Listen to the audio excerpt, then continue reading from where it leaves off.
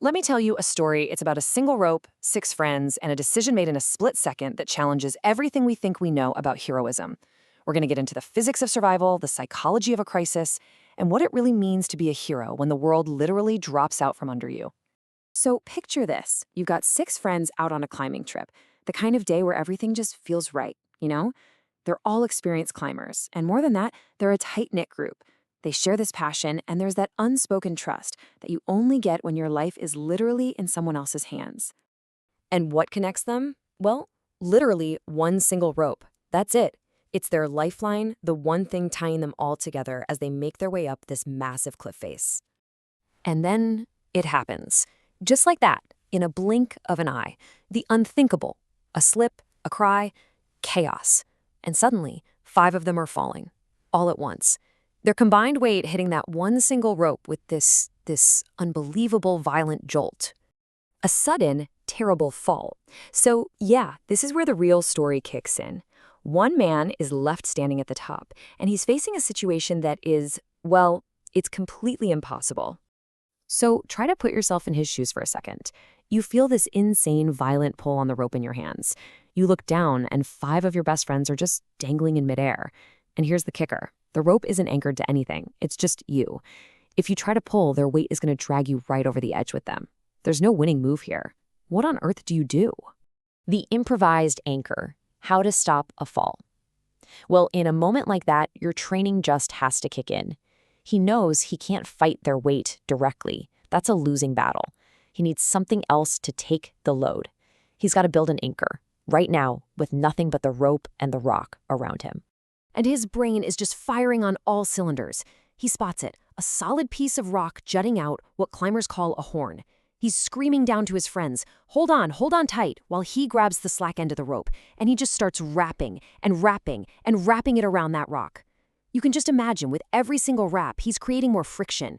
He can feel the strain leaving his body and transferring to the rock. Until, finally, the full weight of five people is being held, not by him, but by that rock. Okay, so what he just did, totally on the fly, is a thing called a tensionless hitch. And it is absolutely genius. Here's why. The magic is all in the friction. By wrapping the rope so many times, the wraps themselves hold all the weight. The actual knot at the end has almost zero strain on it. And what does that mean? It means you get to use pretty much 100% of the rope's strength. It's one of the strongest emergency anchors you can possibly make. He literally turned a high school physics lesson into a lifeline. Multiplying strength with physics. Right. So, stopping the fall. That was just problem number one, and it was a huge one. But now comes the next impossible task. How in the world does one person lift the weight of five people back up a cliff? Well, you guessed it. The answer is physics. Again.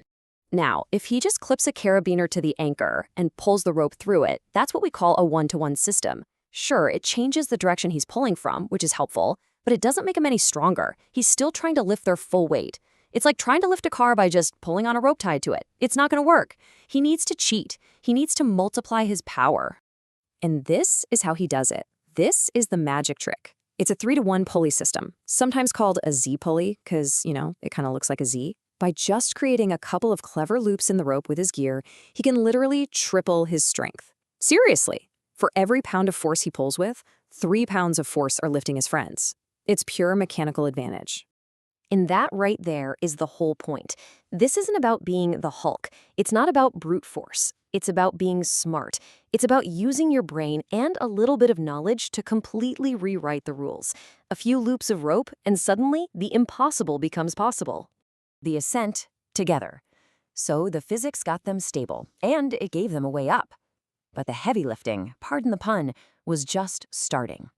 Because this rescue was never going to be about just one guy. It was about turning a group of people who were victims a second ago back into a team. So what's the plan? He uses that fancy Z-pulley to haul up the lightest climber first. Makes sense, right? And as soon as that person gets to the top, everything changes. They're not a victim anymore. They're part of the rescue team. So now you have 2 people pulling, and they bring up the next person. Now it's 3. And you see where this is going. They create this chain reaction of rescue, one by one, until everyone is back on top. This is where you realize that all the cool knots and physics tricks in the world are only half the story. The other half, it's all psychological. And this quote just hits the nail on the head. Communication. It was everything. Shouting encouragement, coordinating polls, just keeping everyone's spirits up, that was just as important, maybe even more important, than any piece of gear. Think about what that shared experience does to a group, that kind of intense, shared adversity. It just melts away all the normal personal boundaries. You become completely interdependent, and that builds a level of trust that's just profound. That's what we call group resilience.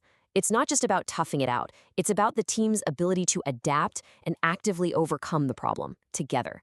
They had to be adaptable because that's the heart of survival. So, this brings us to the big question, right? What makes a hero? After it was all over, naturally, everyone was calling the guy at the top a hero. But you know what? He didn't see it that way at all. To him, it was simple. When his friends called him a hero, he just said, "We all did it together." He knew he couldn't have pulled them up alone. Not a chance. And they couldn't have gotten up without him setting that anchor. It wasn't about him. It was about them. About all of them. It was a shared victory. He wasn't thinking about being a hero.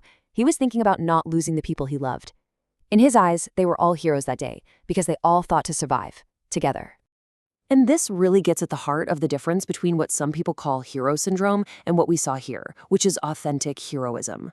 See, the hero complex is all about ego. It's about seeking recognition, maybe even creating a problem just so you can solve it. But what we're talking about here is the real deal. It's driven by empathy, by a genuine care for other people. It's not about one person's ego, it's about the group's success. There's a great quote from Professor Stephen Reicher that I think sums this up perfectly. Heroism was a feature of the group, not just the individual. What he means is that in a real crisis, heroism often isn't one person's action. It's something that just emerges from the group. People start helping each other, they start coordinating. A team just forms out of thin air because it has to. So I'll leave you with this question to chew on. Is a hero the one person who swoops in and does everything alone? Or is the real hero the one who makes it possible for everyone to act together? The person who creates the conditions for the whole group to save itself? Maybe true heroism isn't about standing out, but about bringing everyone together.